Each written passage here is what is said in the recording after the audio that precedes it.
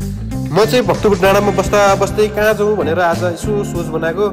काठमाडौँबाट ठ्याक्कै 1 घन्टामा पुग्ने ठाउँ टोखाको छ अरे जाने बाटोमा गुरुङ गाउँ भन्ने ठाउँमा हामी जाँदैछौँ है। त्यहाँ चाहिँ हामी बुढाल नीलकण्ठ हुँदै टोखा झरेर गयौँ। हामी त्यस जाने क्रममा हामीले गुरुङ भाइको खाजा घर भेट्यौँ।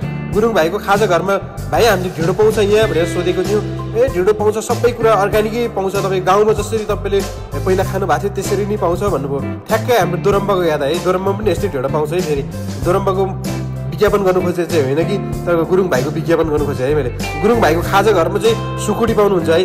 त्यो खाजा घरसँगै उतापट्टि चाहिँ झरनाहरू छ, एकदम राम्रो राम्रो एकदम नेचुरल झरना है। फेरि नेचुरल झरनामा चाहिँ पुरा तपाईँले टिकटक बनाउन सक्नुहुन्छ, गाडी धुन सक्नुहुन्छ, नुहाउनु सक्नुहुन्छ, खुट्टा धुन सक्नुहुन्छ, बाइक धुन सक्नुहुन्छ, तपाईँले सबै कुराहरू गर्न सक्नुहुन्छ है। त्यो झरनामा चाहिँ एकदम आनन्द छ। यहाँ झरनाको पानी पनि खान सक्नुहुन्छ है तपाईँले।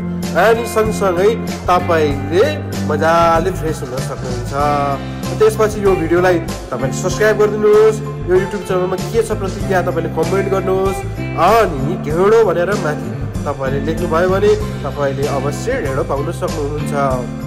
अनि यो गुरुङ भाइको ढेँडो चाहिँ खान नबिर्सिनु होला है। पक्कै मैले पनि बिर्सिँदैन है। यो ढेँडो फेरि पनि जाने, म महिनामा एकचोटि जाने गरेको छु। अनि एउटा भ्लग बनाइ हेरौँ।